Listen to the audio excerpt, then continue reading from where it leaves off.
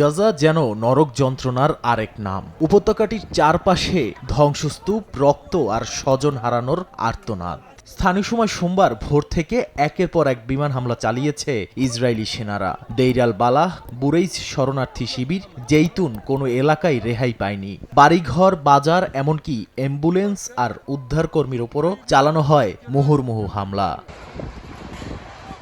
গাজার সরকারি গণমাধ্যম কার্যালয় জানায়, উপত্যকাটি ছেড়ে বাসিন্দারা অন্য দেশে যাচ্ছে এমন ভুয়া প্রচার চালাচ্ছে ইসরায়েল। গুজব ছড়ানো হচ্ছে ইসরায়েলের রামন বিমানবন্দর দিয়ে অন্য দেশে যাওয়া যাবে। এর পেছনের উদ্দেশ্য গাজা সিটি জনশূন্য করা। এদিকে সোমবারই ইসরায়েলি সেনাবাহিনীর মুখপাত্র জানান, গাজার উত্তর, দক্ষিণ এবং এর বাইরেও হামাসকে তাড়া করা হবে। অঞ্চলটি পুরোপুরি আলাদা করা হয়েছে।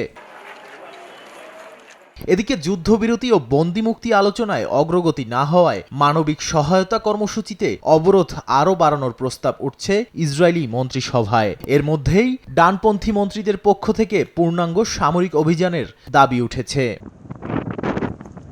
অঞ্চলটির বর্তমান পরিস্থিতি নিয়ে ডোনাল্ড ট্রাম্প ও নেতানিয়াহু আলাপ করবেন বলে জানিয়েছে একাধিক সূত্র, যেখানে প্রাধান্য পাবে যুদ্ধবিরতি, ইরান ইস্যু ও বন্দিমুক্তি।